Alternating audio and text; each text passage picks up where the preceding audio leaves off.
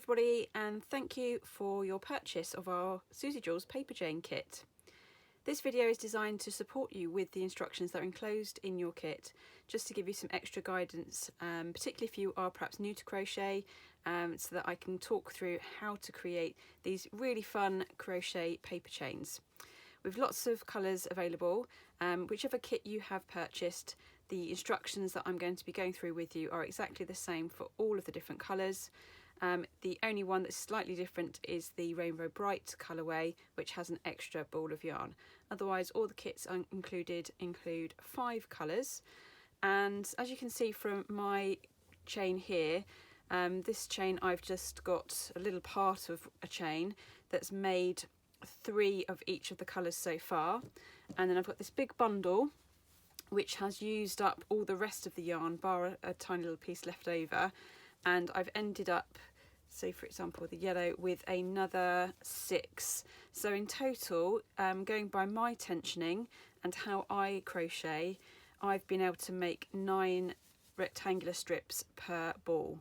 So that does end up meaning that you will have 45 crochet pieces to be able to work with to make your chains.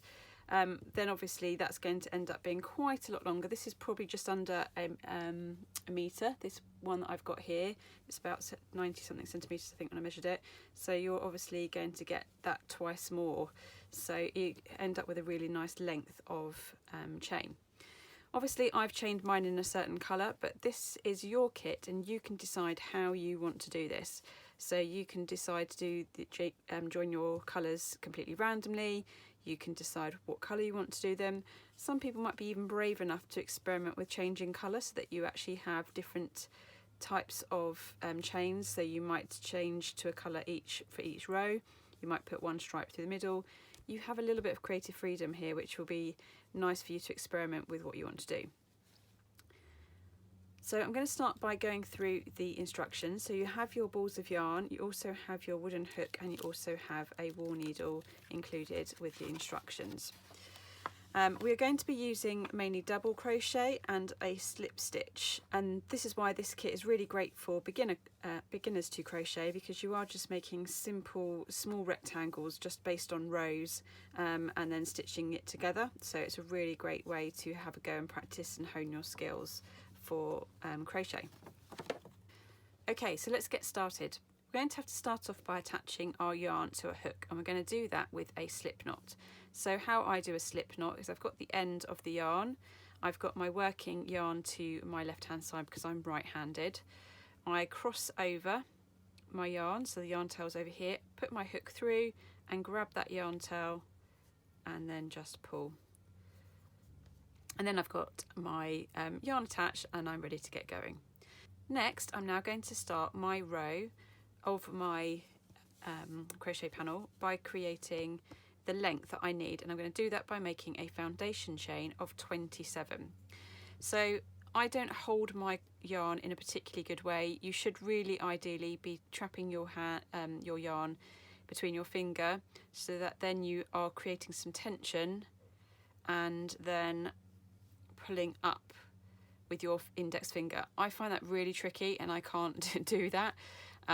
So you do need to find a way that's comfortable for you. I'm not quite sure. I do tend to tension it over my finger, but I still end up actually taking the yarn over, and you'll see as I'm doing it, that's my method. You might find a better method, and obviously all of these different ways and these ways that you hold do affect the tension of the yarn, which is why I do talk about that and how much you might potentially get out of this. So if your yarn tension's a lot looser than mine, you might not get as many out as I've done, or if it's tighter you might get more, and so on. A foundation chain is really straightforward and very simple. All you need to do is wrap your yarn over just to start with and pull that through your loop. So the yarn goes over and pulls through the loop. I've now made 2 chains. I'm going to carry on doing that now till I get to 27. So the foundation chain we need is 27. So I've done 2, 3, 4, 5, 6. Okay, so I've now got to the end of my chain and I've created 27. I'm now going to put my hook into the third chain from the hook. In doing that, I'm essentially creating the first chain up to start my next row, which is going to be row number 1. So I'm not going to be chaining any at the end of this row because inserting in that third one down creates that chain to be going up. On each row we want to create a stitch going upwards that kind of gives the depth ready for the next row and stops that pulling in.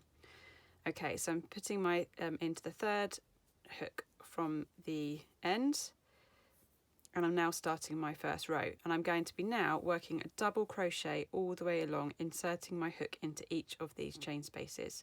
So I'm in that third chain from the hook to make my first double crochet. So I've inserted my hook, I yarn over, I've now got 2 loops on the hook, yarn over, and I pull through both. That is now my first double crochet. So now I go into the next chain space to do the same thing again. Insert my hook, yarn over, pull through, yarn over, pull through 2. Into the next chain space. Insert hook, yarn over, pull through, yarn over, pull through 2. Next chain space. Insert my hook, yarn over, pull through, yarn over, pull through 2. Both loops on the hook. Do one more to show you. Insert my hook, yarn over, pull through, yarn over, pull through, both loops on the hook. So now you can see I'm starting to create that first row of now double crochet going all the way along the end. I'm going to continue to do that and I'll see you at the other end.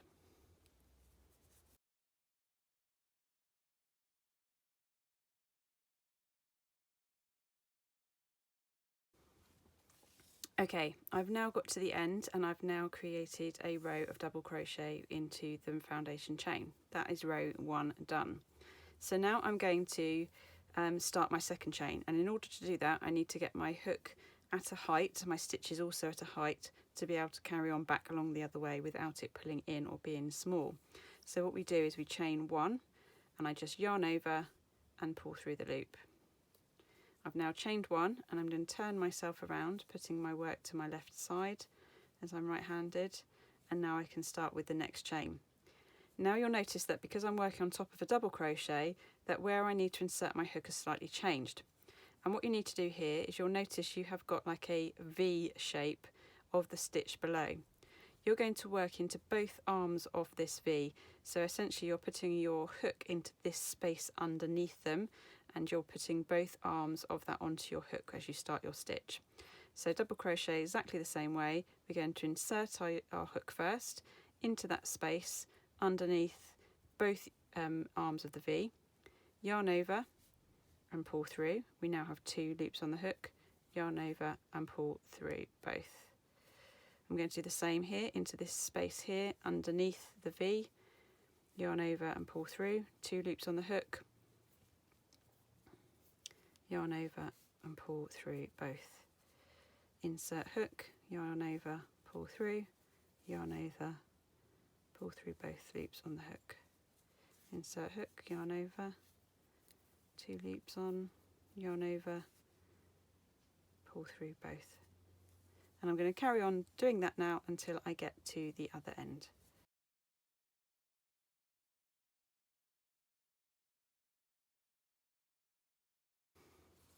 Okay, I've reached the end now of my second row of double crochet, and I'm going to now do 2 more rows exactly the same of double crochet. So as I did before, I'm going to chain 1 so that I can then start my next row, turn my work around, and now I can see where I'm working into that space underneath the V. I'm going to now do that for 2 more rows, and I'll see you when I get to the end of my total of 4 double crochet rows. Okay, so I've now crocheted 4 rows of double crochet, so I'm now at the end of creating my panel. There's just one last thing that we're going to do, and that's just to kind of have a little bit of a finish off and neaten of this last row, because it can be quite gapey where you've completed that one. And I'm going to do that by doing a slip stitch all the way along, and that just kind of almost feels like a bit more of a finish that ends up being a little bit more like the other half of it where you've got your foundation chain. So to do a slip stitch final row, I'm going to yarn over and chain 1 so that I'm ready to turn my work and work back the other way again. And we're going to be doing the same as we did with the double crochet, inserting the yarn into the next chain space and making sure that we have got both arms of the V on our hook. But the difference is with the slip stitch is I'm going to yarn over, and then I'm just going to pull that yarn through the V stitch and also the other loop on the hook. So if I do that again, I'm inserting my hook into the chain space, yarn over, pulling through both on the hook, into the chain space, yarn over, pull through the, oops, let's do that one again, insert hook, yarn over, pulling through both loops on the hook,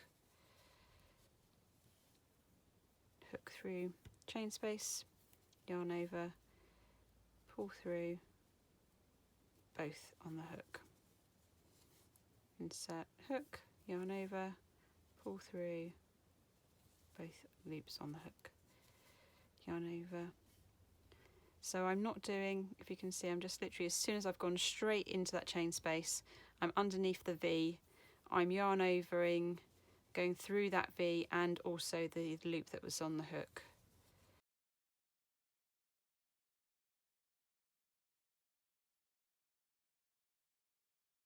Okay, I've now got to the end. I've now done a slip stitch all the way along the edge of my crocheted panel to just finish it off.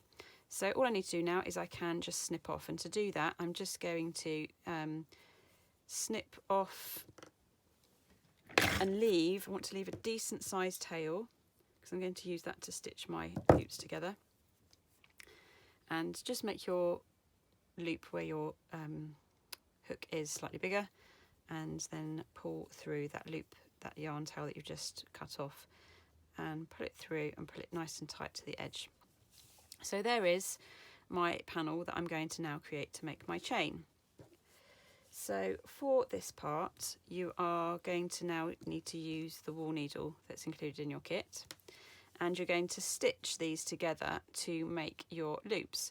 Now if it's your first loop, you will do that by itself and make your first loop, and you will just thread your needle onto that large tail, and you're just going to weave in to connect these two ends together. Now because you're using the same yarn, you will notice it does just nice seamlessly disappear into it, and you don't really notice it at all, but I'll show you that now. But I'm going to be putting mine into the end of my chain. So I'm carrying on my same pattern, so a pink one is going to be next on here, and I'm deciding that with each of mine you'll notice that where we've done that slip stitch it's slightly bulkier on one side than it is on the other, so I'm trying to make that the same on all of my chains as I'm going along to have that consistency. So I'm making that the inside of my chains, so just something to bear in mind when you're making yours. And I'm just going to thread that longer yarn tail onto my wool needle. And as I've said, it really doesn't matter how you do this, you just want to find little areas that you can just pull that yarn through. Because it's the same colour and the same yarn, it will just disappear into it. You won't particularly notice where you've stitched. But obviously you do want to try and keep relatively close to the edge so that you're not creating great big long lines across your crochet, that then it will become a little bit more obvious of where it's joined.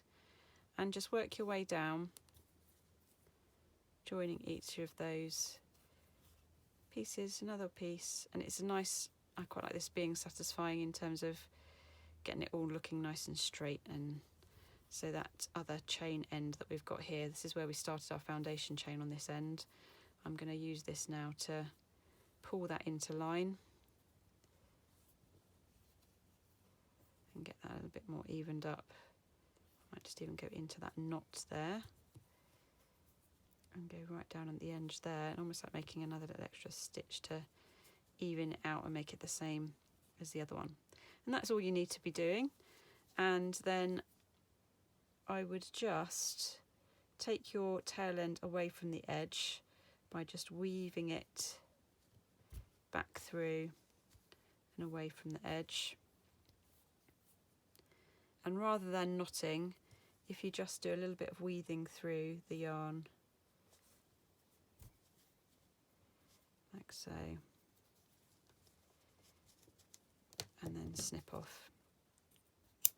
And then if you do the same with your other yarn tail, which is the one created when you started with the foundation chain, just also do a bit of weaving that into the back too, and then you can snip that off. There you have it. There is the next chain added to my growing chain, and you should end up with a really nice length. You might want to keep them into even pieces, depending on how many you manage to make, because you might want to have them to be able to do different things with smaller pieces, or you can make it into one large chain. But the great thing about this is that it will be usable again and again, year after year. If you really had to, you could wash it. It is a washable yarn. The care labels are on the label of the yarn. You'll see the care information to wash it. The only thing I'd say with washing is that potentially it would have the potential to go out of shape, and it might need a little bit of pressing, and obviously something like this will be quite hard to press, but it's there if you really needed to, because this lovely cotton yarn is very washable. So there you have it. That is the instructions to make your Suzie Jules paper chains in crochet. It'd be great to see your creations as well, so if you do get a chance to, it'd be great for you to tag us in any of your posts. Tag at suzie.jules on Instagram, at Suzie Jules, all one word, on Twitter, and you're also very welcome to share to any of our pages. Our Facebook page is facebook.com/Suzie Jules, and we'd love to see what you get up to making your creations as well. Thanks for watching, and thanks again for your purchase of the Suzie Jules kit. I hope to see you back in my store soon, and please do keep in touch. Bye for now.